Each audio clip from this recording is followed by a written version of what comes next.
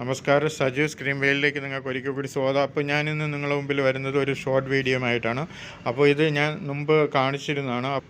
എൻ്റെ വീട്ടുമുറ്റത്ത് നിന്ന ഒരു മാവിൽ, കായ്ക്കാതെ നിന്ന മാവിൽ ഞാൻ 12ഓളം ഇനങ്ങൾ, വ്യത്യസ്തമായിട്ടുള്ള ഇനങ്ങൾ ഞാൻ ഗ്രാഫ്റ്റ് ചെയ്തതാണ് ഈ വീഡിയോയിൽ കാണിക്കുന്നത്. അപ്പോൾ അതിൻ്റെ വിവിധങ്ങളായിട്ടുള്ള എൻ്റെ വളർച്ചാ ഘട്ടങ്ങളാണ് ഇതിൽ കാണിക്കുന്നത്. അതുപോലെ നിങ്ങൾക്ക് എൻ്റെ വീഡിയോസ്, മുൻ വീഡിയോസിലൊക്കെ ഇത് കാണിച്ചിട്ടുണ്ട്. അപ്പോൾ അത് നിങ്ങൾ തുടർച്ചയായിട്ട് എൻ്റെ വീഡിയോസ് കണ്ടു കഴിഞ്ഞാൽ ഈ ഗ്രാഫ്റ്റിംഗ്, ലെയറിങ്, ബഡ്ഡിങ് ഇതെല്ലാം നിങ്ങൾക്ക് പഠിക്കാവുന്നതാണ്. നിങ്ങളെ വീട്ടുമുറ്റത്ത് ഇതുപോലുള്ള മാവ് നിൽപ്പുണ്ടെങ്കിൽ നിങ്ങൾക്ക് ഇതുപോലെ ഗ്രാഫ്റ്റ് ചെയ്ത് പിടിപ്പിക്കാം. നിങ്ങൾക്ക് ഇഷ്ടപ്പെട്ട ഇനങ്ങൾ എവിടെയെങ്കിലുമൊക്കെ നിൽക്കുന്ന കണ്ടു കഴിഞ്ഞാൽ അതിൻ്റെ കട്ട് ചെയ്ത് കൊണ്ടുവന്നിട്ട് ഇതിൽ നിങ്ങളെ വീട്ടുമുറ്റത്ത് നിൽക്കുന്ന മാവിൽ തന്നെ ഗ്രാഫ്റ്റ് ചെയ്ത് നിങ്ങൾക്ക് ചെയ്യാവുന്നതാണ്.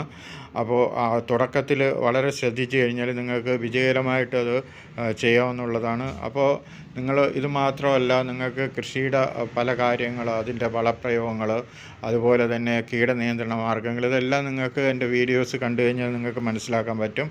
അപ്പോൾ നിങ്ങൾ എനിക്ക് സപ്പോർട്ട് ചെയ്യുക. അതുപോലെ എൻ്റെ ചാനലുകൾക്ക് ലൈക്ക് ചെയ്യുക, സബ്സ്ക്രൈബ് ചെയ്യുക.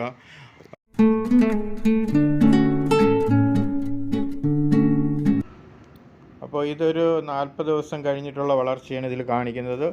അപ്പോൾ ഇതെന്ന് പറഞ്ഞാൽ ഒരു 3 മാസം കഴിഞ്ഞ് നമ്മൾ ഗ്രാഫ്റ്റ് ചെയ്ത് കഴിഞ്ഞിട്ട്, അപ്പോൾ ഇത് നല്ല വളർച്ചയായിട്ട് നല്ല രീതിയിൽ വളരുകയാണ്. അപ്പോൾ അതായത് നല്ല നിറച്ച് കാച്ചു നിന്ന ഒരു മാവിൻ്റെ ഒരു കമ്പാണ് ഞാൻ കൊണ്ടുവന്ന് ഗ്രാഫ്റ്റ് ചെയ്ത് പിടിപ്പിച്ചത്.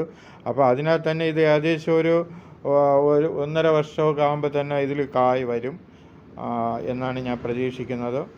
അപ്പോൾ നമുക്ക് വെയിറ്റ് ചെയ്യാം. അപ്പോൾ എൻ്റെ ചാനൽ സബ്സ്ക്രൈബ് ചെയ്യുക, ലൈക്ക് ചെയ്യുക. നന്ദി, നമസ്കാരം.